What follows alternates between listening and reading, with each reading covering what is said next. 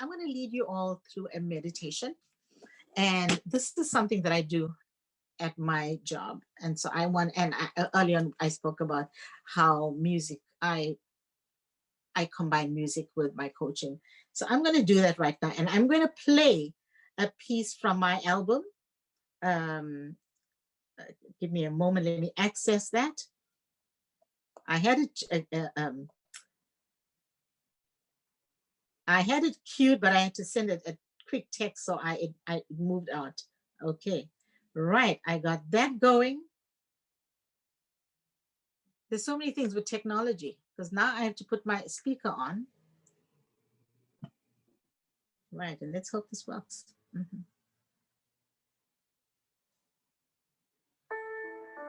Okay, right. So before we start, I'm going to invite you all to think about something in your life. I'm going to invite you to think about two things. Firstly, think about something in your life right now that is not going right. Think about a challenge that you are facing right now. And notice as you think about that challenge, notice what's coming up for you, whether that is, anxiety, a sadness. Maybe it's, you're feeling tense. There could be tensing in your jaw. You're feeling a tightness in your chest.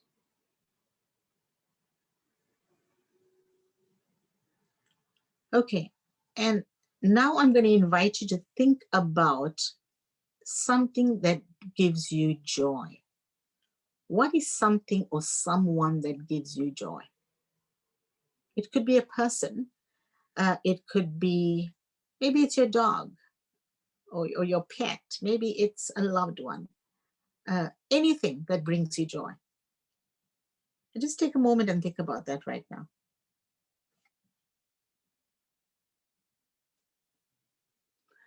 Okay, so I'm going to invite you all to close your eyes.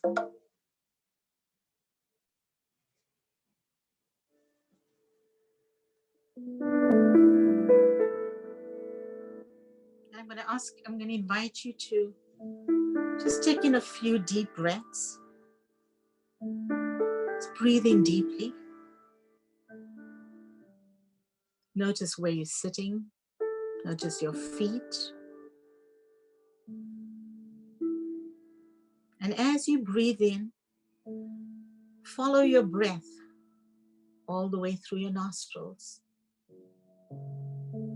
As it goes down and you breathe in, feel your diaphragm expand. And when you breathe out, imagine that you're breathing out all the stress, the tension, everything you're holding right now. Now I'm going to invite you to notice your feet, the sensations in your feet.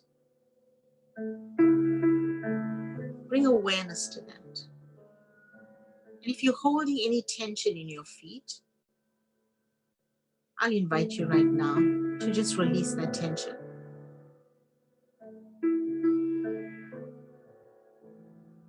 Now bring your attention to your back and travel all the way up your spine. Notice what you're holding in that area. Whatever tightness or tension you have, as you breathe out, release all the tension. Take a deep breath in and breathe out slowly and gently. And now I'm going to invite you to bring your attention to your shoulders and the back of your neck. And notice what you feel right there.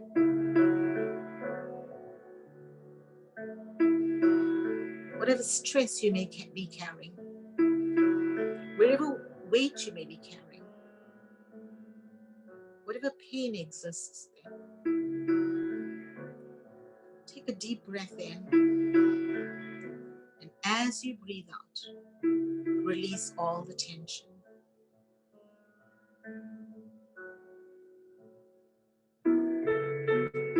And now I'm going to invite you to breathe in. And as you breathe in, gently lengthen your spine. Just lengthen your spine. And now bring to mind the thoughts you had about what brings you joy. Something that brings you joy. A person that brings you joy. Something that maybe you do that brings you joy. Let that feeling wash over you right now. As you breathe in and you breathe out, let that emotion consume you, consume your thoughts.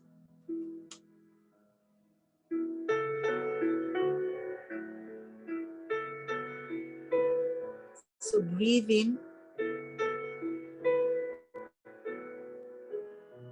lengthen your spine, and let a smile, a soft smile break on your face. Thinking about that moment of joy, that person that brings you joy, that thing that brings you joy. In a moment, I'm going to ask you to open your eyes. Let that emotion and this experience rest right now. Let it rest and wash over you. Take in one more deep breath and believe in yourself. Believe that you can do anything. Believe that there is hope in your life. Believe that when you open your eyes, that life is a better place. There is hope, there is love, and there are moments to cherish. So take in one last deep breath, and as you breathe out, gently open your eyes.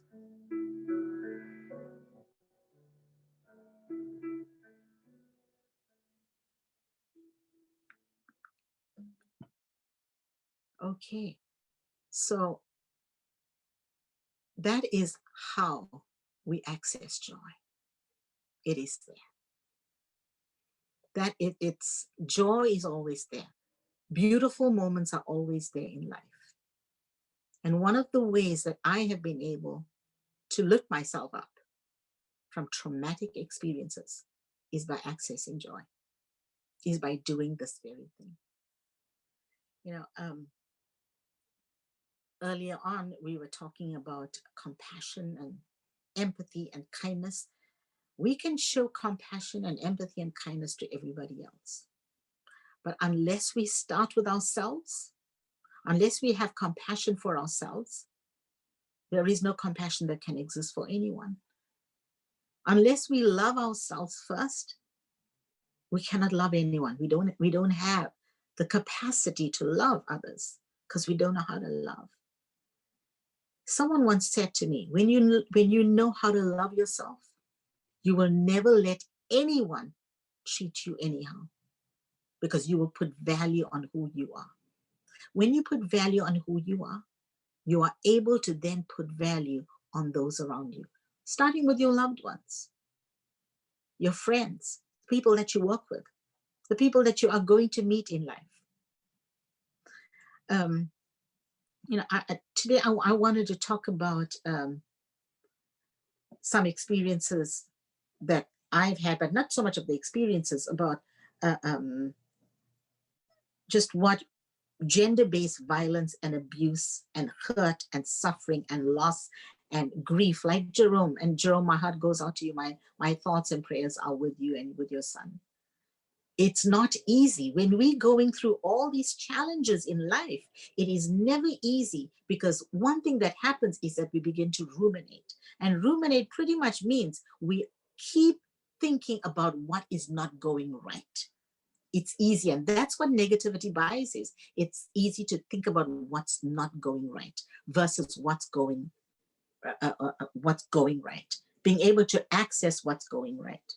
You know, when someone is experiencing grief, um, one of the things that happens that's associated, one of the mental health issues that those people experience, all abuse victims, is depression or anxiety.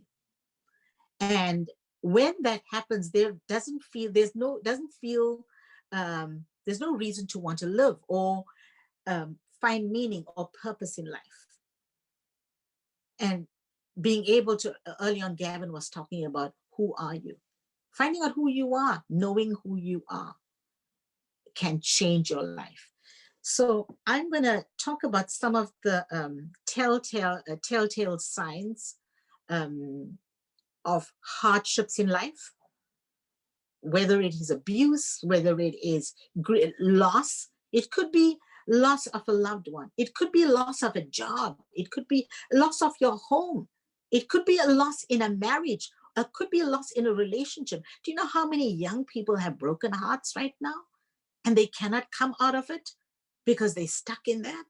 So many people are going through so much, and they want to know, how can I get out? What can I do that's going to help me to shift? People are looking for help, and people want to be able to talk about it, but they want to be able to talk about it in a safe place, in a safe environment. And so, and that's where kindness and compassion come in. Unless we show ourselves kindness and compassion and love, that capacity to show others is hard. It's hard to be there. So the harder we are on ourselves, the harder we become on others. Or sometimes the harder we are on ourselves, the more we want to do for others, and we put ourselves on the back burner. You know, when someone is abused, when someone's going through a traumatic experience, and I can talk from my experience, the first thing you want to do, the first thing that happens is you want to protect yourself. The first thing, I need to protect myself, because everybody then becomes a perpetrator. Everybody becomes somebody that's going to abuse you. Or if somebody's let you down or broken your heart in a relationship, you know, a lot happens in relationships. A lot happens in relationships. It could be relationships between a man and a woman. It could be relationships between a parent and a child. It could be relationships between siblings. All of that can break us down or build us up. There's a Zulu word, Ubuntu, which means I am who I am because of all of everybody around me. And it's community that helps lift us up. So if we have community that's breaking us down, then you wondered, why do we have such a fractured society? Why is society so fractured? And who do we have to reach out to? So the first thing that happens is we want to protect ourselves. We either are going to withdraw, we go into a cocoon, and this again, it could be abuse, it could be, loss, whatever, or even if we burnt out at work, if we are overworked and we're overwhelmed, all of this affects all of us as human beings. We either withdraw or we become aggressive. We either withdraw or we become aggressive, right? And this is also tied to something that's scientific.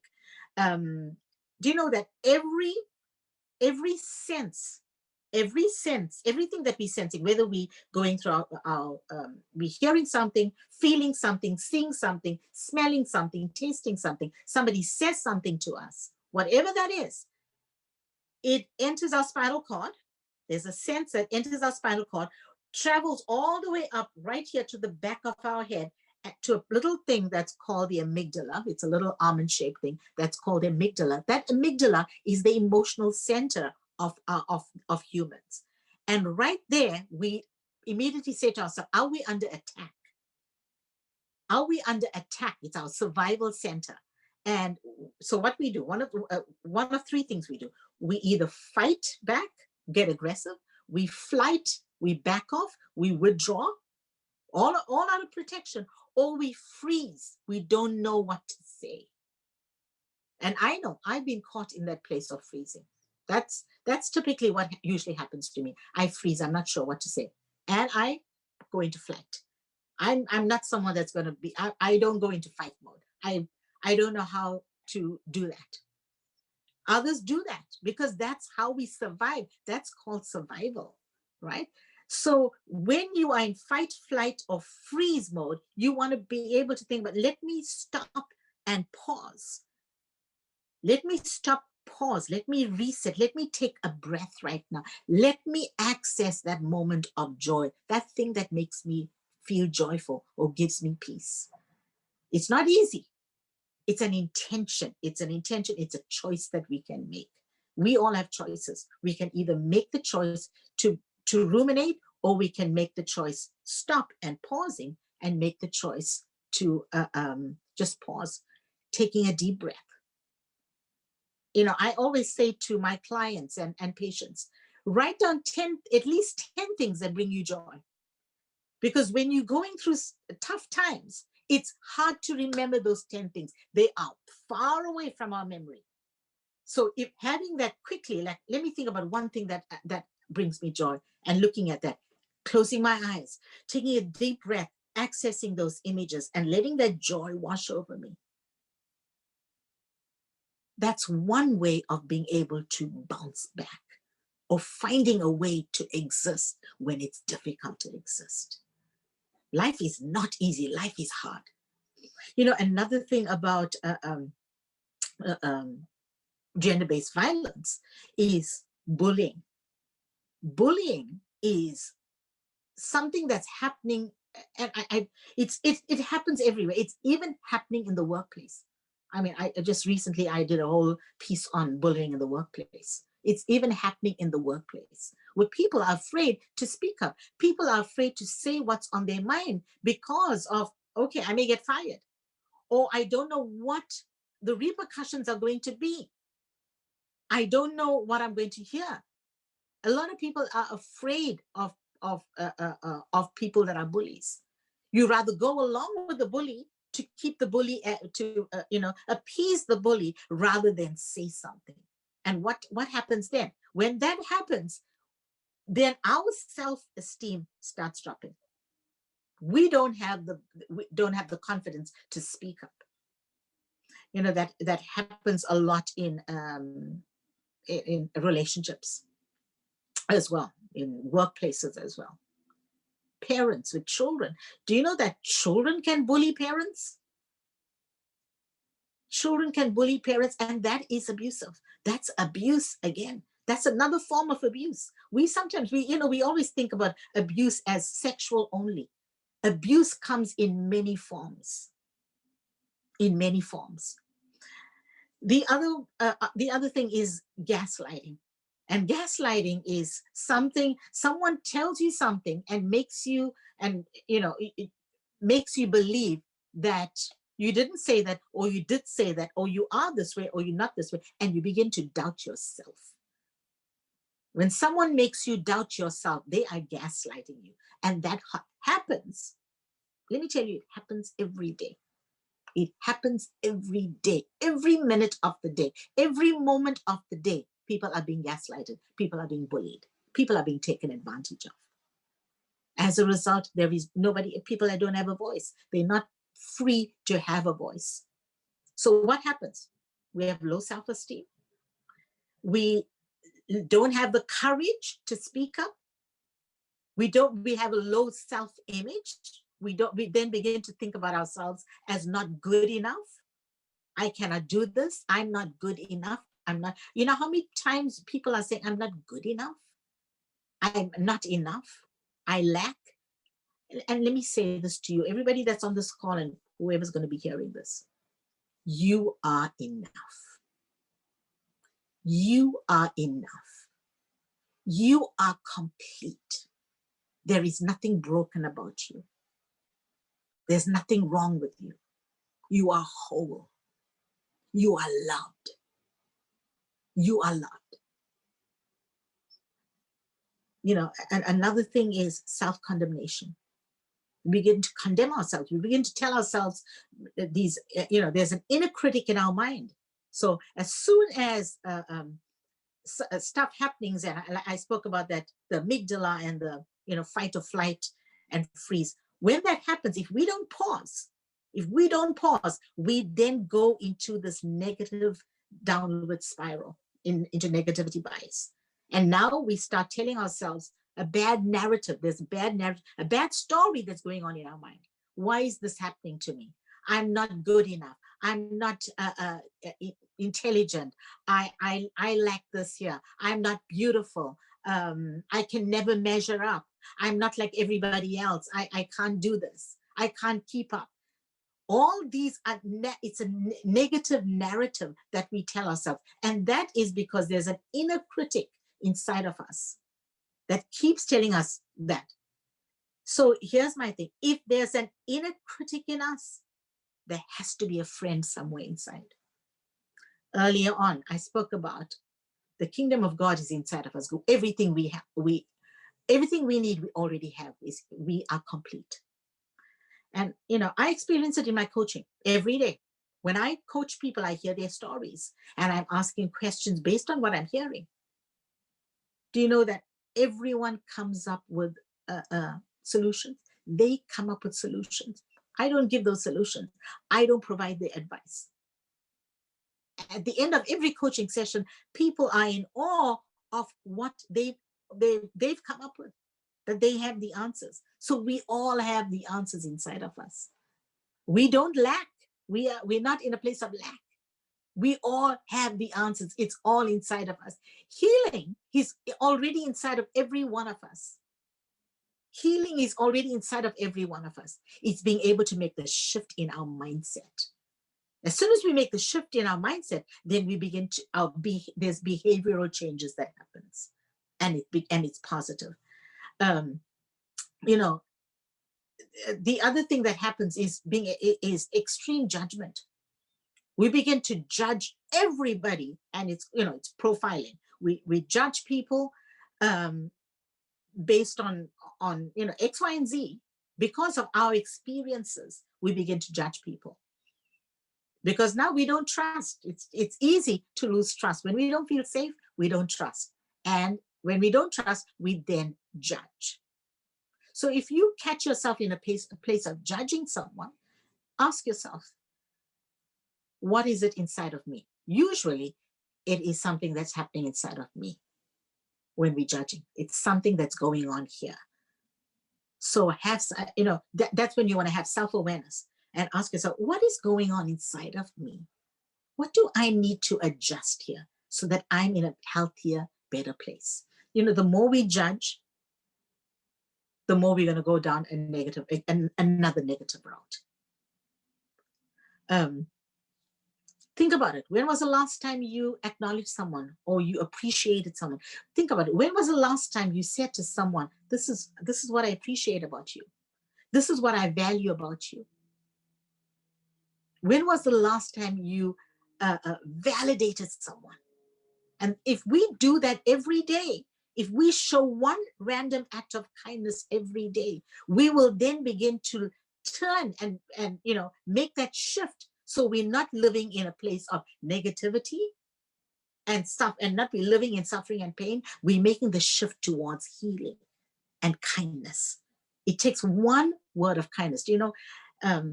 One of my habits is that every day I send someone a text.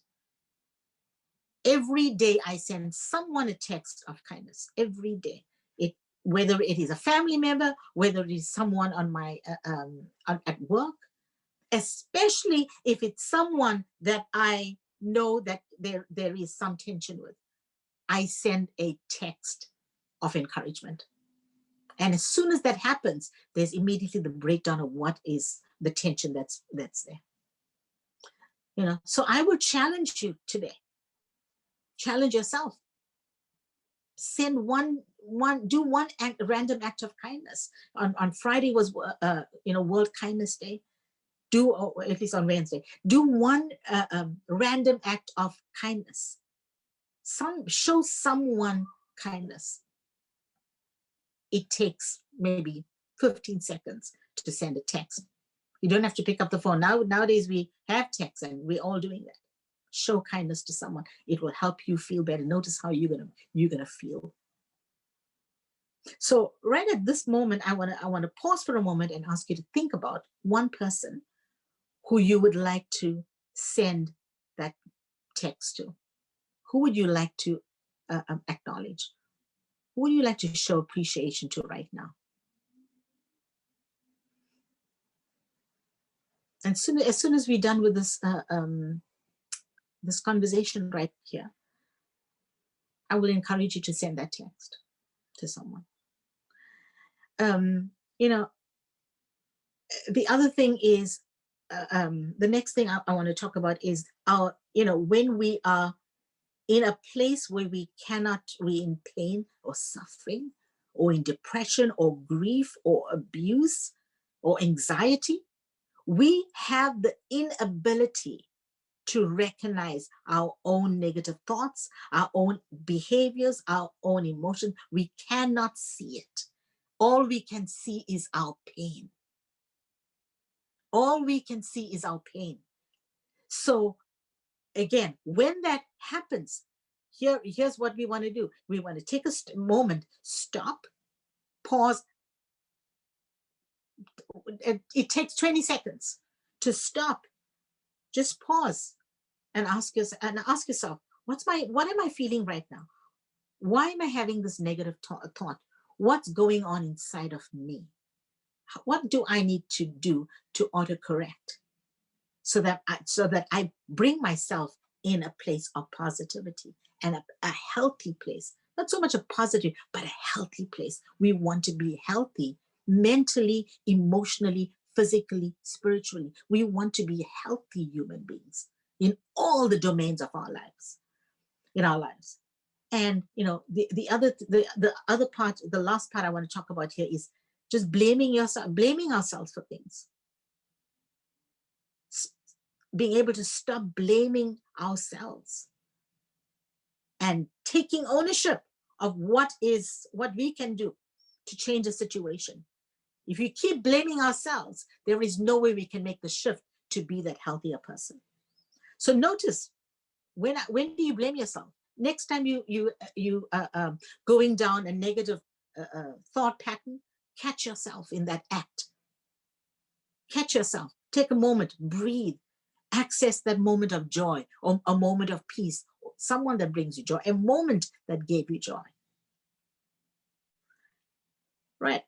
So, to close out, I want to just give some advice right now. If you're going through something, talk to someone. Speak up, speak up, speak up. I did not speak up. I wish I had. I wish I had. I would have been so free and in so many areas of my life. I wish I had. I wish I was not. I mean, fear is what holds you back from speaking.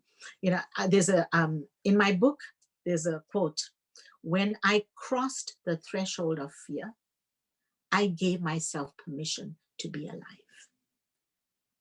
But it took many years. It took many years. It took actually over 50 years to have a voice and to say who I was, who I really am. Like, Gavin was talking about, who are you? I found that out, and I'm still finding that out. Every day I find out something new, something different about myself. Every day I'm discovering who I am. The Bible says God has made us, we are wonderfully, fearfully and wonderfully made. God does not make mistakes. When he created you, he created perfection. He created a complete work. And so we have to be able to access that complete work. So like I said, talk to someone. If you can't find someone to talk to, reach out to me. I'm a coach, I'm a counselor. I would hold a space for you. Or find someone that you can trust, someone that makes you feel safe. have, one of the things is having the courage. Courage comes from community. Courage comes from support. When you have support, then you have the courage to speak up. Find, whether it is people that, whether it's people that love you or any support structure, be able to talk to people that are around you, people that love you, so that you have the courage to speak up. Don't be afraid. And the third thing, which is that I want to talk about is, and I spoke about it a moment ago. It's about the narrative in our mind. One of the things that I accessed while I was going through all my traumatic experiences, I was molested when I was 9. I was a little girl. I had no idea what was happening for 3 years, nonstop. I was raped when I was 24. It was the first relationship I had because I didn't want to have, I didn't trust men. 24 when I was first kissed, 24. And then I was in an abusive marriage for 25 years. That's a lot right there, a lot. And yes, there are certain times I feel the residue of certain things. I feel there is a residue, but I have to tell myself a better story. It's the only way I can exist. And that happened while all of this was happening in life. I began to tell myself a better story. And I accessed a unique, unconventional intervention. It's called third-person self-talk, second-person self-talk, and third-person self-talk. And let me quickly touch on that. Second-person self-talk basically is being able to say, Chloe, you can do this. Chloe, you are a good person. Chloe, you are not afraid. Chloe, you have the courage. Right? So that is second person self-talk. It's as though I am speaking to myself. Right? So I'm here, this is the second person, and I'm talking to Chloe. Chloe, so I'm not talking, it's almost as though someone's talking to me. That's second person self-talk. Third person self-talk eliminates the you. Chloe is. So I take out, instead of saying, Chloe, you can do this, you're now able to say, Chloe can do this. Chloe is a good person. Chloe is a courageous woman. Chloe is unafraid. Chloe is unstoppable. That becomes a third person, the third person self-talk. So what is a story you want to tell yourself today?